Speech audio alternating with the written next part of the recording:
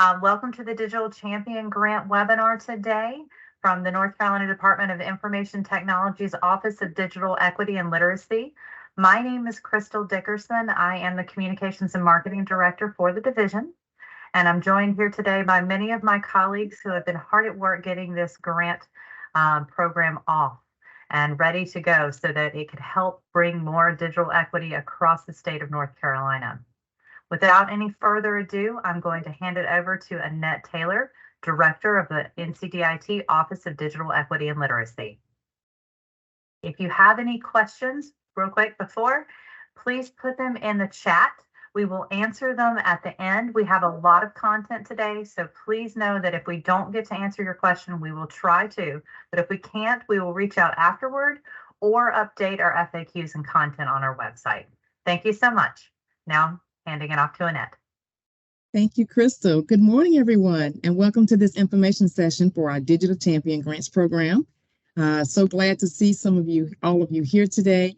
As Crystal said, I am Annette Taylor, the Director of our Office of Digital Equity and Literacy, and I'm joined today by several of my team members who have been instrumental in getting this program designed and will also be very engaged as we move forward with this process. Soon you will be hearing directly from my colleague Kaya Edwards, who will provide an overview after my introduction, and we have other team members who are on, and you may ultimately hear from them if you have questions. Some of them, Maggie Woods is on, many of you know her. Adrian Clark is also a part of our team, and Philip Holloway, and just wanted to give them a shout out because they're listening in and available to support us with questions. I will be brief today because we have a lot to share and we want to make sure we allow time for questions. So if we go to the second slide. So we're here today because we're working towards closing the digital divide and reaching Governor Cooper's goals across the state. More than 1 million people in the state do not have access to high-speed internet because they cannot afford it. They lack the skills to take advantage of this digital economy, and they also do not have the devices they need to thrive in this digital economy. Next slide. Now, some of you actually may have joined yesterday during our Division's BEAD and Digital Equity Update webinar and learned about some of the ways that we intend to address the barriers to digital equity. If you did not, I do encourage you all to go back out there and view the recording. But what we're looking to change is what we now know about the current divide in our state. More than 328,000 households are without a home laptop or a desktop computer. We also know that in North Carolina, 91% of the jobs require at least one digital skill. We also know that 1.3 million North Carolina households would have to pay at least 2% of their annual income to be able to afford the average cost of a monthly internet subscription of $60 a month. So we are continuing to execute our programs. We can go to the next slide, Crystal. We're continuing to execute programs where we're leveraging American Rescue Plan funds. And our broadband infrastructure office is busy expanding access using the programs that you see here at the top of the slide. You can learn more about those programs on our website at ncbroadband.gov. Now, we're using $50 million in digital equity funds to empower all North Carolinians with the benefits of digital literacy. So you're going to learn a lot more today about how we're doing that. So we're very pleased to announce this funding, this second phase, to support community-based programs that will help us to expand projects that address these barriers that I mentioned earlier. So with that, I'm going to pass it over to Kaya, and she's going to provide the overview, more details about how you can go about applying, as well as our grant portal. Thank you all for being here. Kaya? Thanks, Annette. Hi, everyone. Happy Tuesday. I'm Kaya Edwards, and I serve as one of the digital equity managers on the team for the office. Thank you, Annette and Crystal, for getting us set up and kicked off. So now I'll go into just more information regarding the grant itself. So for context, this is phase 2 of our grant cycle. In the first round, we awarded strictly state agencies that were able to deploy pretty quickly at a statewide or regional level.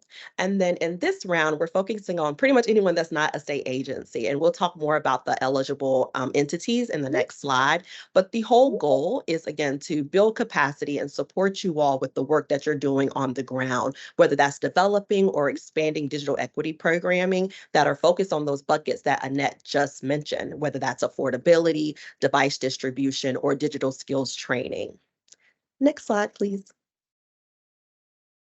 All right, so our eligible entities, in order to qualify for this round of funding, you have to fall in one of these buckets, whether that's local governments, local libraries, K-12 school systems, both public, private, and charter, nonprofit organizations, higher education institutions, or a regional entity, whether that be a council of government, for example.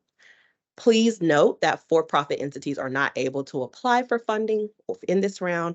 And then in general, the biggest question people have is, well, how much money can we apply for this opportunity? And the answer is $400,000 per project or $400,000 per county served, with a max at $1.5 million allocated. A question that we get is, are we going to only allow 1.5 million per county and then eliminate any other opportunities that may be available depending on the applicants within that geographic region? The answer is no, we are not limiting funding based on geographic region. So again, you can apply for up to $400,000 per project or $400,000 per county served, with a max at 1.5 million allocated. And we are not looking for entities to serve statewide or regional. These projects can be as large or as small as you would like them to be. We're really focusing on those community-based engagement efforts. And then in regards to the timeline for the project, from start to finish, you will have until December 31st of 2026 to have your project completed. All right, next slide, please. Now, please note that your project must serve one or more of the priority populations that are listed here. These are the same groups that we're working with in our current work. We know that these are underserved and underrepresented populations, and we're definitely putting them at the forefront of this grant opportunity. So whether that's low-income households, individuals in rural communities, aging residents, justice-involved individuals, veterans, people with disabilities, people with language barriers, whether that's English language learners or people who have low levels of literacy, and then also including individuals who are part of a racial or ethnic minority group. Again, please focus on at least one or more of these populations in order to get funding for this opportunity. Next slide, please. Now, before we start this slide, I just want to say that this is not an exhaustive list of project examples. These are just general context that we're providing to give you an idea of the type of projects that we're looking for this funding opportunity. So whether that's a digital navigator program that can help your community members get connected to digital skills trainings or device distribution opportunities, that fits in that bucket. It could even be digital literacy and digital skills courses that you're offering within your organization that's supporting these underserved or underrepresented populations, or even expanding a device lending program. Again, we talked about previously how important having a device in the household is. So we're also looking to fund device distribution or lending programs. And again, this is not an exhaustive list. So if you have any questions about whether or not your project would be applicable for this funding opportunity, feel free to reach out to our office. We've been having a lot of one-to-one conversations with community organizations to kind of get an idea of the scope of the projects, to try to talk through whether or not it's a good fit. And we're happy to connect with anyone on this call to continue those efforts. Next slide, please. All right, so this is a slide indicating our application requirements. This is a narrative-based application, and we don't have necessarily a limit on how much content that you can add. So there are a couple of buckets that we're asking you all to address. The first being the scope of the project. Give us a detailed description of what project activities you're going to be completing. Talk about how this will advance digital equity, not only in your community, but as a larger goal. And then, of course, describe the work that your entity is already doing doing in this space so that we can get a gauge of what gaps may be existing or how we can step in and support communities further. Area and population served. Again, this is a very important piece. What geographic area are you serving? And then what populations are you going to be serving? And then what is your experience with serving these populations? Is this a new program, or are you developing, or are you expanding on existing services that are taking place? Intended outcomes and metrics. Tell us how you're going to define the success. How do you know from the beginning when you're assessing your baseline metrics to your outcomes? We want to know how you're going to gauge improvement or success in this space. And then, of course, how are you going to share what you're learning outside of your agency? Think of this as a collaborative grant. From here, we do establish a peer network with our grantees in order to support one another and, again, build out that collaboration piece. So talk about how you're going to share this information outside your entity. Partners and local engagement. Include lists of partners and describe their role with the project. We find that projects that tend to have partners or collaboration already embedded tend to do a lot better because they have that community engagement or that community buy-in already present. Talk about potential obstacles. We want to know, what do you plan on having as a barrier that may prevent you from doing the work, and how can we support you? Knowing that on the front end allows us to make more informed decisions on the back end. And then, of course, as any grant, timeline and a budget. How long is it going to take you to start reaching those milestones? And then the budget, at what point in the project will you need the disbursement of funds? All right, next slide, please. Now, in regards to the application timeline, all applications are due January 22nd by 11:59 p.m. From there, once your application is submitted, it will go to an internal review committee, and then from there, our team will make the final determination. After the final determination is conducted, you will receive an award letter that outlines just general term agreements, and you'll have 2 weeks to accept or decline the offer. From there, the grantee selection is announced in a press release, and then the award agreements are in place and signed. Next slide, please. Now, in regards to reporting requirements, we do have a couple of buckets that we want to make sure that agencies are following, or entities are following, excuse me. The first being monthly check-ins. These are general touch points for us to kind of get a gauge of where you are in the project. We want you to feel supported throughout this entire cycle. So this can be either an email or a one-to-one conversation in which we talk about your budget, we talk about your timeline, we talk about the progress being made. And then, of course, any resources or concerns that you may be having, we want to step in and make sure that we're providing that support. So that is the purpose of that monthly check-in. In addition to that, we will also ask you to provide monthly financial expenditure reports. If you don't have anything to report for that month, that's okay. Again, this is just to make sure that we're keeping track of all documentation that is taking place within the project lifecycle. And then finally, quarterly accountability reports. This is just a general progress report that indicates your progress for the quarter, any concerns or questions that you may have. If you want to provide updates on subrecipients or contractors or beneficiaries that may be a part of your project. And then if we recognize any areas for correction, this is where it would take place. It would be a signed agreement so that we can make sure, again, you're having what you need to be successful in this project lifecycle and everyone's on the same page in regards to where you are and the requirements that are necessary. Next slide, please. All right, so this is in addition to the application requirements. So this is the scoring rubric.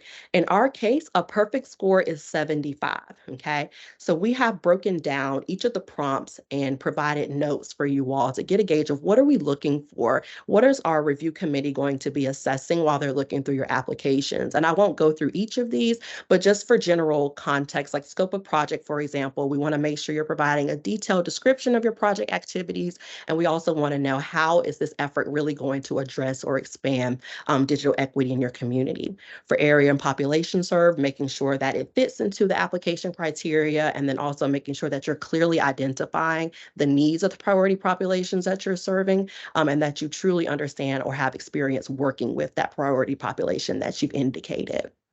And then, of course, intended outcomes and metrics. We want to make sure that it's a plan that is going to produce results. We want to make sure that baseline and outcome metrics align, and that that metrics are clearly defined and appropriate for the application cycle. Again, you have until 2026, December 31st of 2026, to complete the project. So we want to make sure that it actually fits into a reasonable time frame. And then the rest are pretty self-explanatory, making sure that your timeline is in place and it makes sense, making sure that your budget is in place and if you're not requesting more than you're supposed to, and then any obstacles, if you have indicated them, we want to make sure that they are actually able to be mitigated if you indicate those in your narrative. Okay, next one, please. All right, now the optional planning period, this is a really important piece that we wanted to make sure was included in this round. We recognize that entities may or may not have the ability at the forefront to get started as soon as the award agreement is signed, and that's okay.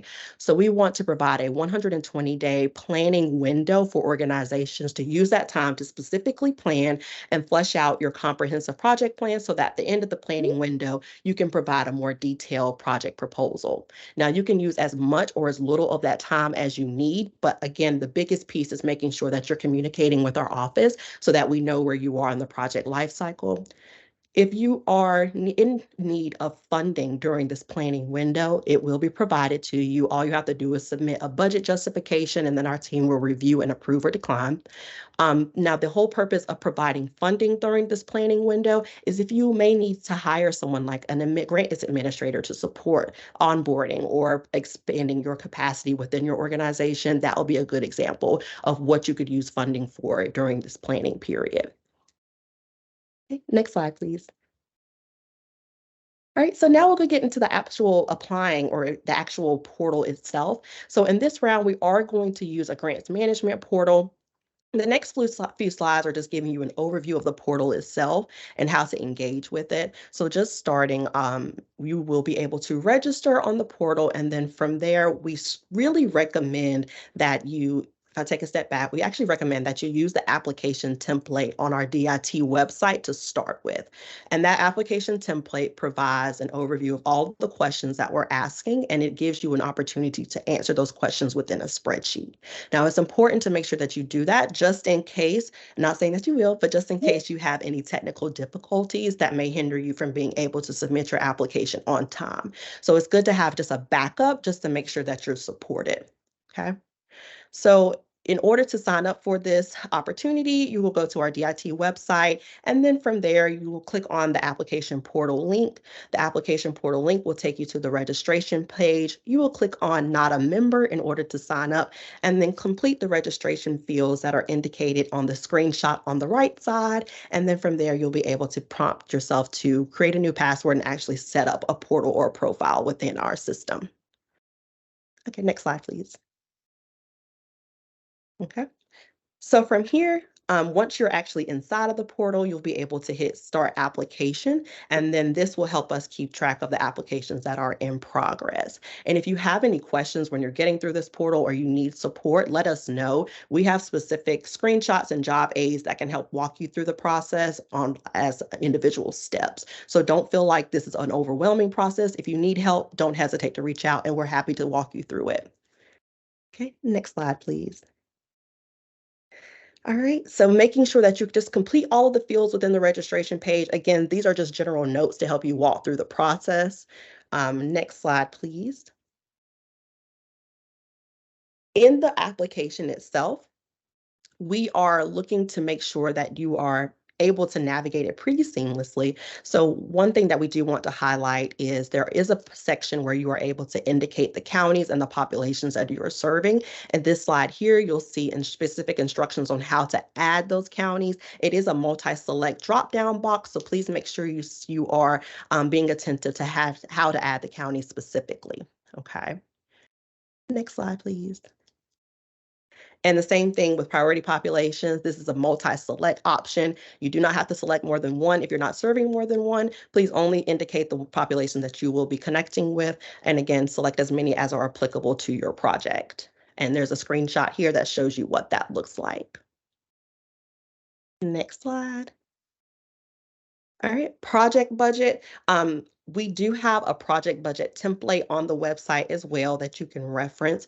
The project template or the budget template that's within the portal, it will automatically calculate the items that you're indicating. We already have like an allocated overhead embedded into the system so that you don't have to do that math on your own. If anything changes or if you have any issues with that, again, reach out to our office and we're happy to connect with you. But the budget table itself within the portal will calculate everything for you so you don't have to do any extra math on the side. Please just give us a general idea of where your funds will be distributed within each bucket, and that allows our review committee to make informed decisions about funding distribution. All right, next slide, please. All right. If you have any supplemental documents that you would like to attach, this is not a requirement by any means. If you would like to provide letters of support, for example, this would be the place to do it. This is towards the end of the application. You can upload as many documents as you would like that you believe would be supplemental or supportive of your application, and our team will review as needed. And again, this is not a requirement. It's just an extra to do just in case you wanted to provide extra support. All right, next slide, please. And then from there, once your documents are uploaded, all of your narrative content has been completed, you are just going to submit your application, and then you will receive a notification that your application has been submitted and is now in the process of review. Please give our team some time to get through them. We're anticipating several applications that are going to be sent to us, so please give us time to review each one. If you have any questions about the progress of your application or the status, feel free to reach out to our office and we can talk through it. Okay, next slide, please. Oh, and one thing that I do want to mention is once the application has been submitted, you cannot go back and edit it. You have free range to do as much as you would like, as often as you would like within the portal, but once it is submitted, you cannot go back and make changes, okay? So whatever you submit, make sure that is your final answer between you and your team, and that is what we'll be using before our review committee to assess.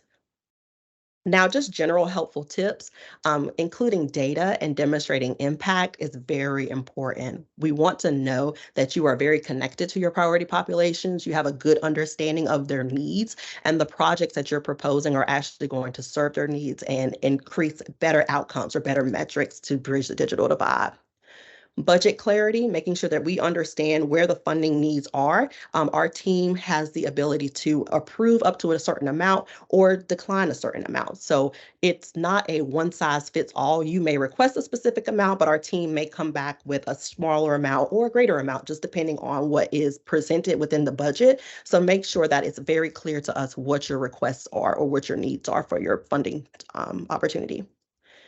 Partnerships and collaboration, again, we cannot highlight enough how important it is to have community buy-in, especially at this community-based or community-focused opportunity.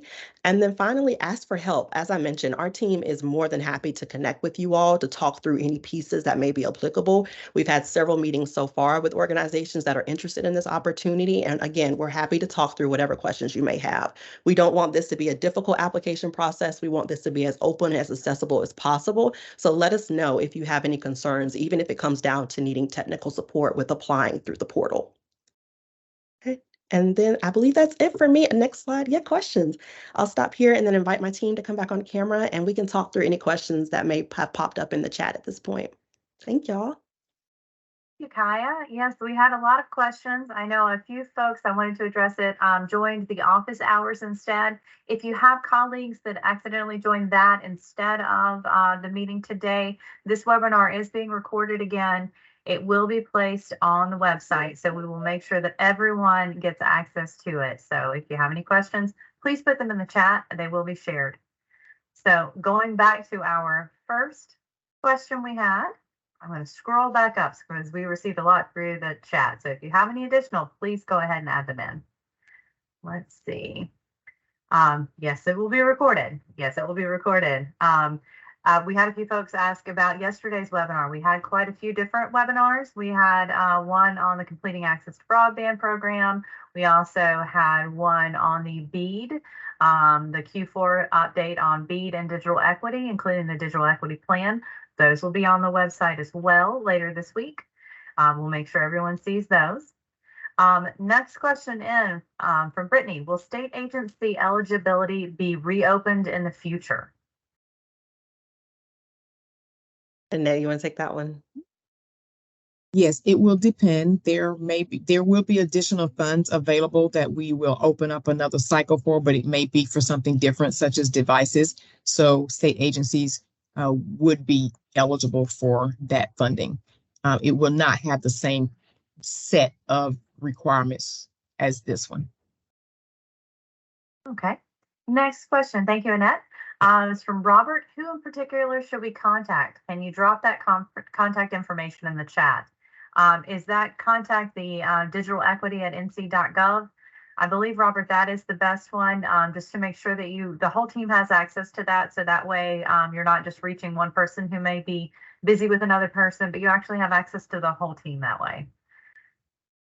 Next question from Antonio. He was asking if we could please clarify, do narrative questions have a word limit in the application? They do not. Fantastic. Next question from Daphne. Can we use the funds to provide a device like a Chromebook for participants of digital literacy training? Yes. Yes, you may. Fantastic. Thank you. Okay. Next question from Tiffany. Is the limit to grant applications per institution? Is there a limit to grant applications per institution? As in, how many grant applications can each institution submit?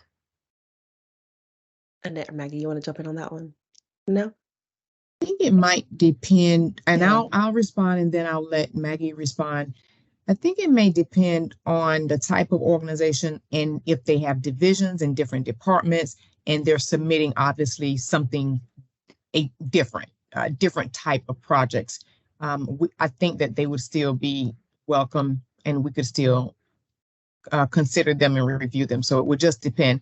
When we receive them in and we review what's been submitted, depending on how we're assessing it, we may reach back out to the organization and then make a recommendation for how you might revise or partner potentially. I think that was a perfect response. Yeah, I think particularly with higher ed, and I saw someone put in the chat about higher ed, there are so many different departments and colleges and that we may likely see more than one application. Fantastic. The next question is from Gloria. If your institution received funding in the first cycle of grants, will they be eliminated from applying or be considered from this grant cycle?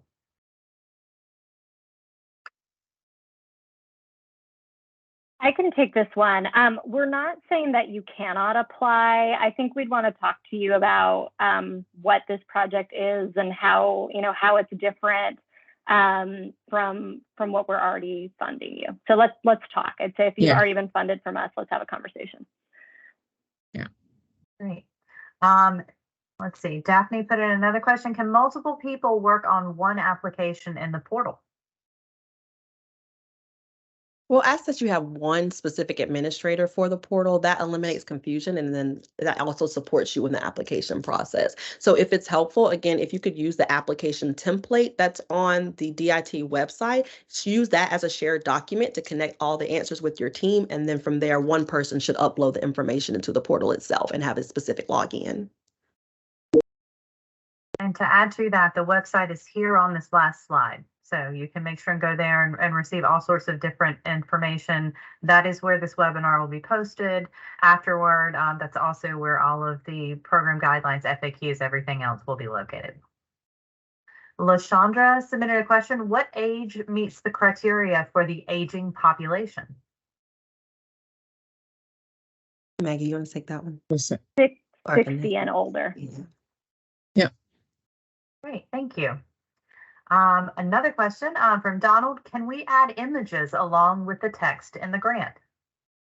No, we are not able to add images in the fields, but if you want to use the upload feature, document, paste images in that and then upload that in that area, you can do that, but you cannot attach them to a field in the portal. Okay, we have a question from Jamie. What are the procurement requirements for this program?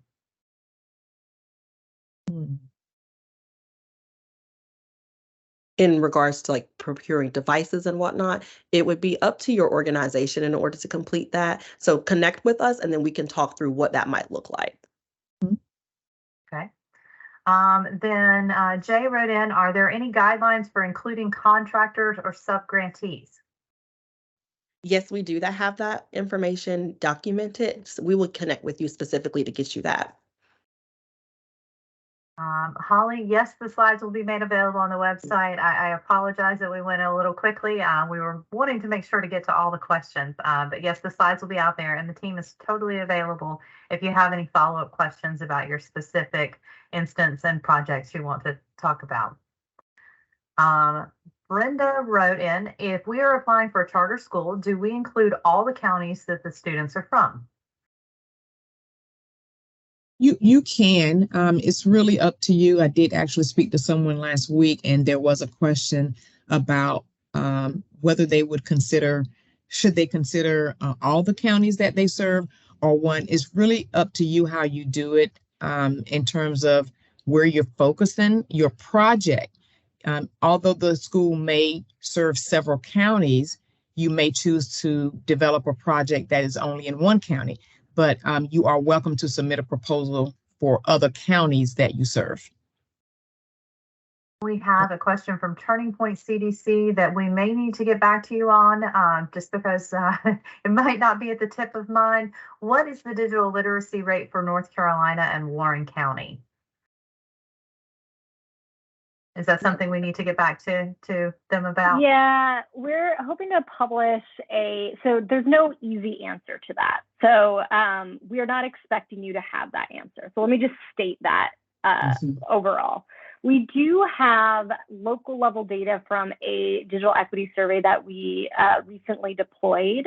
And so we have kind of proxy data of what we'd consider a digital literacy rate. So like people's confidence levels on turning on a computer or sending an email or looking for a job online. And we can pull that by county. It's not published yet, though, on our website, so we wouldn't expect you to have it. So if the data doesn't exist, it doesn't exist, and you can say that. But we're working to try to get that published so you have access to it. Great question. We have a question now from Deirdre. Can a vehicle or travel expenses for device distribution be included, or will that be limited to the 10% overhead? That can be included, yes. Okay. We have a question from Lori. What will happen to applications from the same county that do not show collaboration or partnership when the goals or populations are similar? They'll be considered individually is what I would say. We will review them both. And we're not saying we would not fund more than one in one county. We would look at it to really weigh it on its own weight and impact. Although we could also respond to you all and talk about possible collaboration, but it's not required. Okay, we have a question from Pat. Is funding intended to be delivered and spent in balanced ways over 24, 25, 26? I'm assuming he means 2024, 2025, and 2026. For example, could the funding be front-loaded and all accomplished well before the end of 2026? So that's two parts to that question. Yes, we will request that you request your funding on a quarterly basis so that you will project your needs for that quarter. So if it's front loaded at the beginning, let's talk through that. But yes, it doesn't have to be broken down specifically year by year. It just depends on the progress that you're making within your project, and it's reasonable. We have another question from Turning Point CDC. Is a 501c4 eligible to apply? We're still working through this with our legal team. At this point, we're only requiring 501c3s as well as in organizations that are actively applying for that status. So connect with us and let's talk through what that might look like if you don't apply in that category. Thank you, Kaya. We have a question from Camila. Will addressing a web portal to address the digital divide be considered an eligible project? We would probably need a little more context. Under examples of projects, one thing that we do talk about is creating more accessible web content. So let's talk through what specifically you would like to include in order to give you a better answer. For a web portal, yeah. Now we have a question from Janet. If a grant is awarded, will this need to go through the state budget process, or is the money already available? Great question. The money It's is already available. Thank you. It's Yeah. available. Yeah. It's a good answer. We like that answer too. Good question and good answer. Mhm. Now we have a question from Randy. Can funding be used to provide hotspots? Yes, definitely. Yes. And now we have another question from Sarah. When you say project, can that be a big picture project with several parts that will be included in this one application? For example, digital navigator position, devices, telehealth booth, or should these all be their own separate projects with separate applications? Yes, make it one project, one application. Yeah. My response would be that as well. One application, ideally, if it's from the same organization. But then that might also go back to if it's a very large institution that has several departments, but ideally it would come in one proposal. Okay, thank you. Now we have a question from Anne. Is this a reimbursement grant since it requires quarterly reimbursement requests? So you are able to request funding at the front end. If you need support, let our office know and we're able to provide that. But it is not a necessarily a reimbursement grant. You were able to forecast your needs and then we provide that funding up front for the quarter. So no, it's not a reimbursement grant. Still have people joining. Now we have a question from Marlon. Are there resources you could refer to us that would give examples of what a successful project would look like, perhaps even from other states? My first thought, and team weigh in on this, would be to send you the press release of the existing organizations that we have that kind of outlines the work that they're doing. I think that'd be a good first start. I would agree. And I do believe we have information about example projects, Marlon. And we're one of the only states that has a program like this, and actually the only state that has a program specifically like this. So I'd be hesitant to send things from other states because I'm not sure that it exists. But we can send you what we know from our state from previous funding. Thank you. Now we have a question from Dr. Forrest. Is there only one grant per county, or can there be multiple grants per county? There can be multiple grants per county, but keep in mind, we also will be looking at geographic representation as we're distributing funds. But to answer your question, yes, there can be multiple. And now we have a question from Jamie. Is there a minimum number of hours training? We might need a little bit more Is information. that training for the grant portal or training for your project for skills? Can you say more to that, Jamie, or we'd be happy to talk one-on-one? Yes, if you want to reply back in the chat, we'll get to that in a bit. If not, please do reach out to us at digitalequity@nc.gov and we will get back to you. This question may have already been addressed, but I want to make sure and pose it just in case has not been. Lori asked, general literacy rates of adults are hard to find. Does anyone have good access to this data? Reading literacy is needed for digital literacy. And I believe that was what Maggie was answering earlier. It's a little bit more nuanced. This is actually asking about just general literacy rates, not digital literacy rates. And there's not good data, Lori. I think the proxy is a high school diploma, how many people have graduated high school in a county, but it's not, it's imperfect. Thank you. Peter asks, is there a possibility to have your proposal partially funded? Thanks again for all the information. Yes, that is a possibility. And Anna asks, is there a matching requirement? There is no matching requirement. Okay. Hi, Dania asks, do you think you'll be offering any advances? I'm thinking you mean in funding, potentially? That we might need some more clarification on that. I think that's the question Kaya just answered, that it is advanced quarterly based on what you estimate you'll be spending quarterly. So the answer is yes. Is that right, Kaya? Yes, thank you, Maggie, for clarifying. Yes. Okay, we have a question from Lauren. As a county school district, can we apply for separate unrelated projects up to a total budget of $400,000? Yeah, Maggie, y'all want to take this one? What's the question again? I think I'm reading this as, so you want to apply for the total of $400,000, but the projects might be different. So it might be providing, to me, it's all interrelated, right? Are you providing computers? Are you providing hotspots? Are you providing digital literacy training to families and students?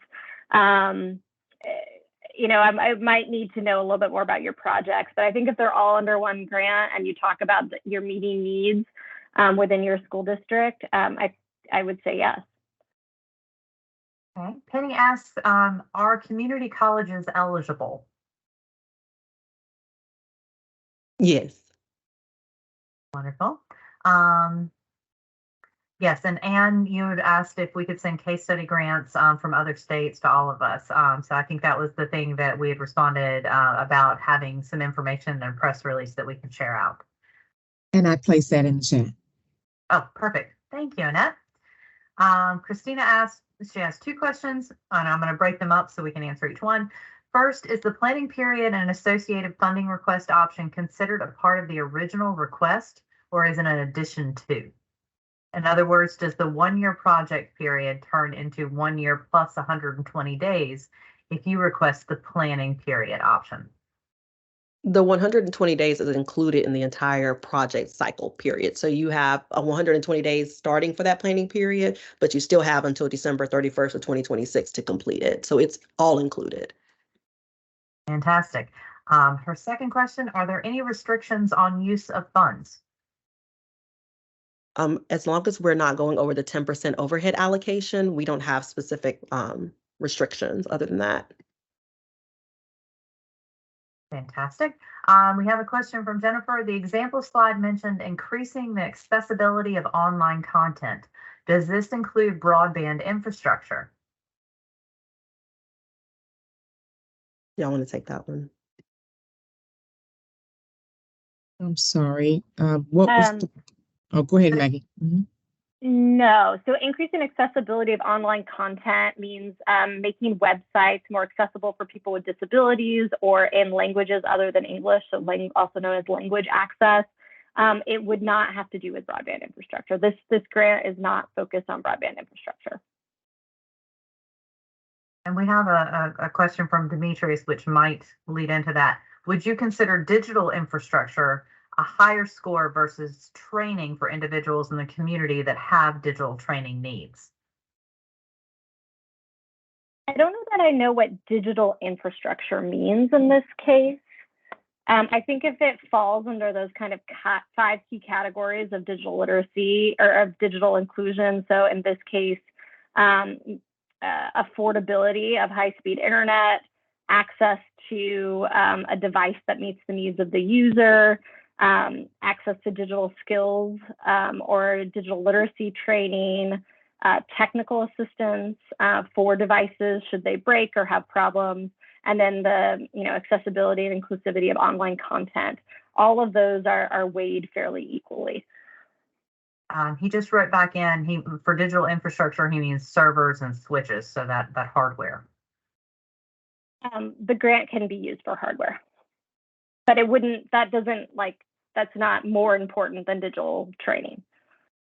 They're of equal importance. It just depends on the project. Perfect.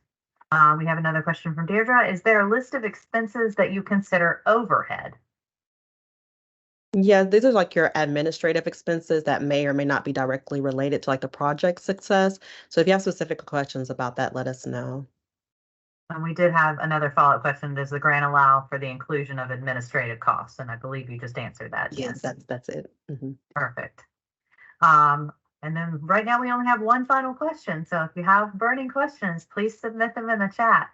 This one comes from Gloria. Is this grant focused more on non-metropolitan regions?